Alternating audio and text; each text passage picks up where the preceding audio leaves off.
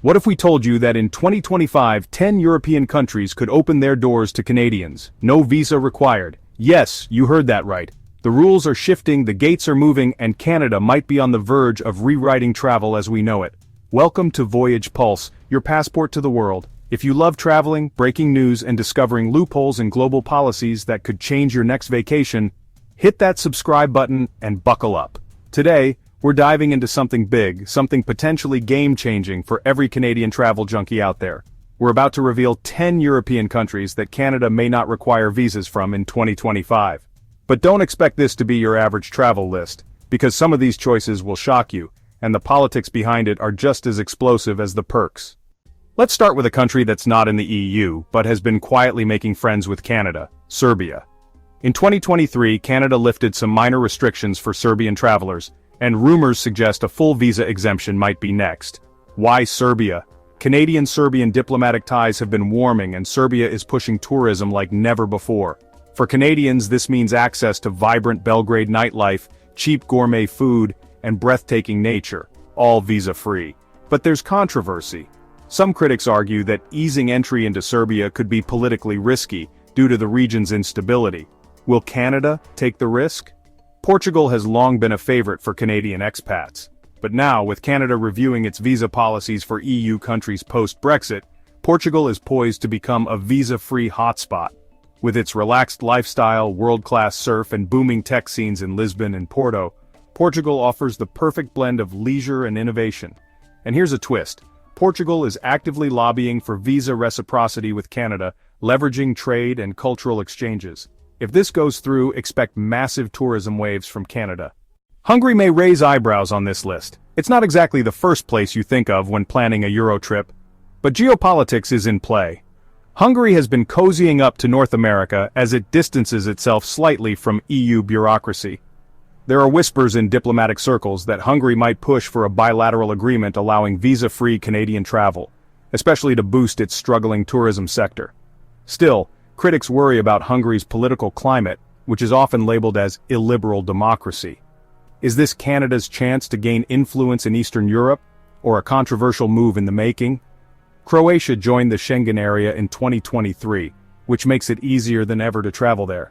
And now, negotiations are underway to allow Canadian travelers to skip visa hassles altogether. Think about it. Stunning coastlines, medieval cities, and Game of Thrones filming locations, all without the bureaucratic nightmare. But here's the kicker. Croatia is caught between EU policy and Canadian negotiations. Some EU states oppose bilateral deals outside the bloc. Will Croatia break rank for Canadian tourists? In a quiet but powerful move, Romania has already begun relaxing entry requirements for Canadians. The two countries share historical ties through NATO and immigration. Canada has a large Romanian diaspora, and Romania wants to boost tourism while strengthening its international image. A visa-free deal could become reality as early as next spring. Yet again, internal politics in both countries might delay this. Canada is being cautious, Romania is pushing hard. Who will blink first? Poland is often seen as a rising economic player. With many tech firms and students moving between Canada and Poland, visa-free travel could revolutionize business and education ties. Sources close to the Canadian embassy in Warsaw suggest early talks are underway to make travel seamless for Canadians. But Poland's recent hardline stances on immigration and border control could complicate things. Is economic logic enough to trump political caution? Slovenia is the underdog in this list, but one to watch. It's peaceful, scenic, and incredibly organized. And guess what? Canada loves low-risk travel partners. In fact, both governments have signed cultural exchange programs that could pave the way for visa-free short stays by Canadians. So why the silence in mainstream media? Because Slovenia isn't flashy, but it's stable, and that's exactly what bureaucrats love. Thousands of Canadian students study abroad in the Czech Republic, particularly in medicine and engineering.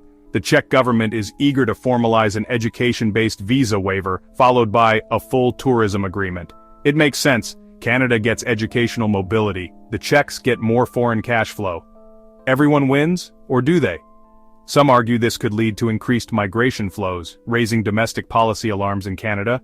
Will Trudeau's government hold the line or open the floodgates? Estonia is light years ahead in digital identity and governance. Canada is watching closely.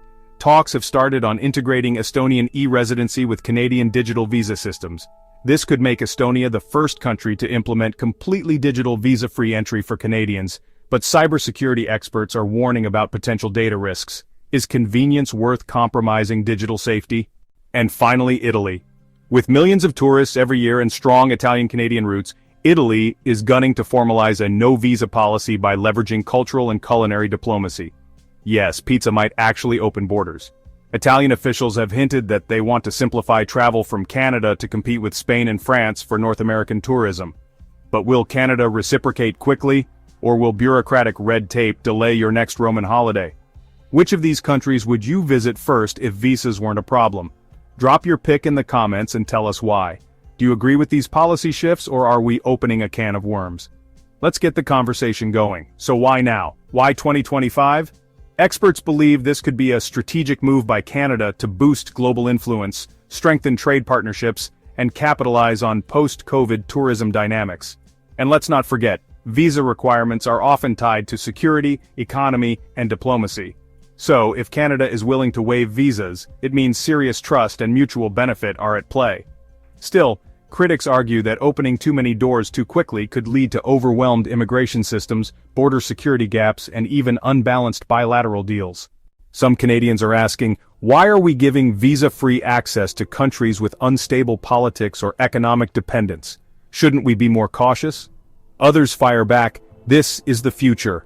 Closed borders are outdated and smart travel diplomacy is Canada's new power play.